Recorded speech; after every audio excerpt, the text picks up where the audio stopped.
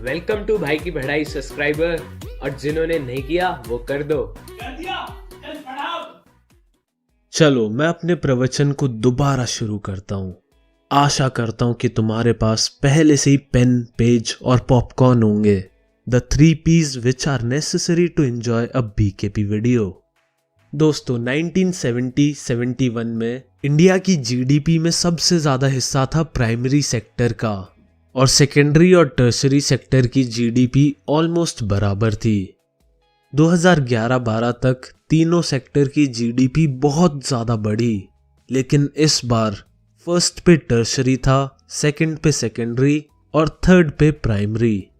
तो यारो ऐसा क्या हुआ कि 2011-12 में टर्शरी नंबर 1 पे आ गया? तो इसके सीधे सीधे 4 कारण बुक में दे रखे हैं, और ये इम्पोर्टेंट भी हैं। पहली वजह ये है कि police station, school, banks, hospital, army, transport etcetera ये सब टर्शरी सेक्टर में आते हैं और इन्हें बेसिक सर्विस समझा जाता है, और गवर्नमेंट ने इन सभी पे बहुत ज्यादा ध्यान दिया और इन्हें डेवलप किया।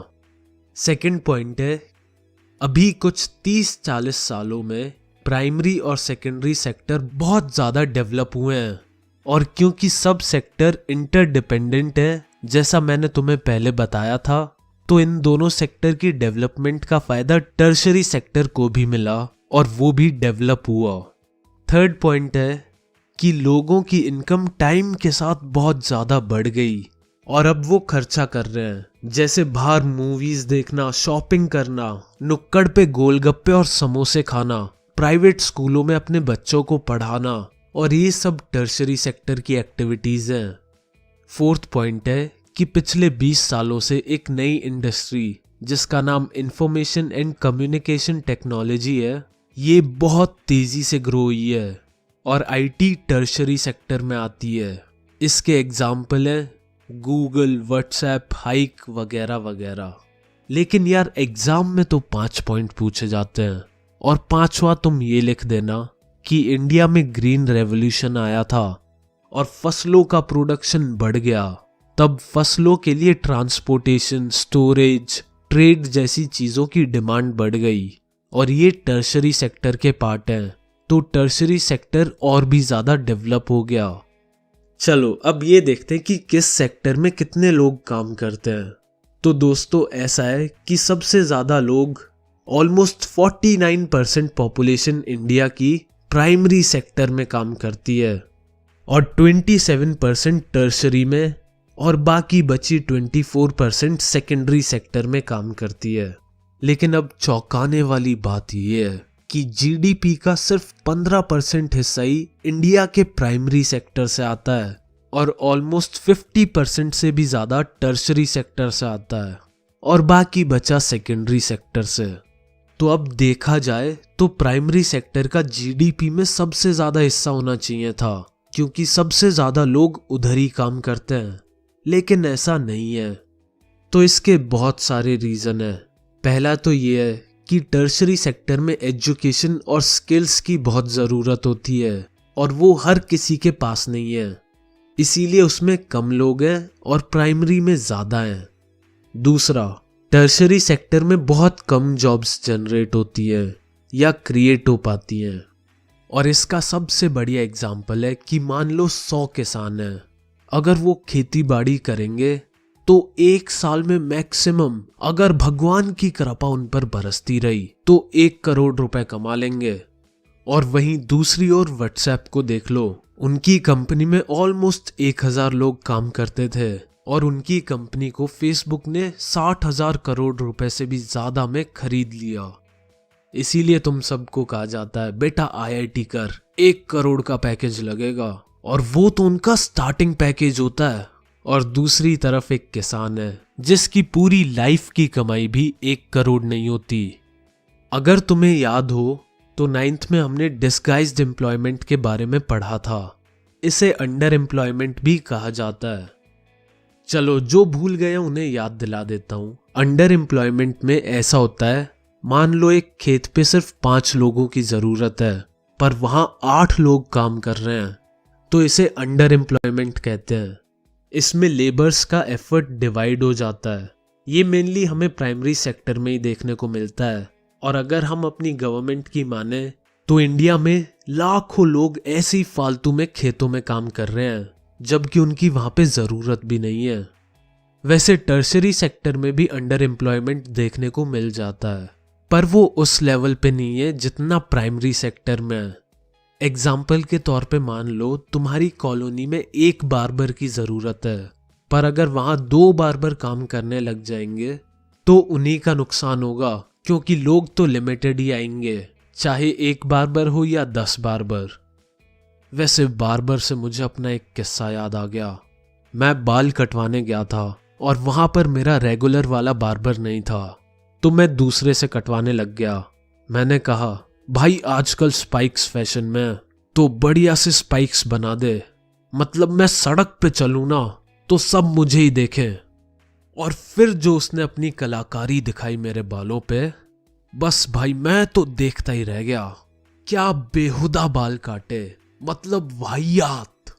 एक तो मेरी शक्ल ही कुछ ज्यादा बढ़िया है और उस पर इसकी कलाकारी।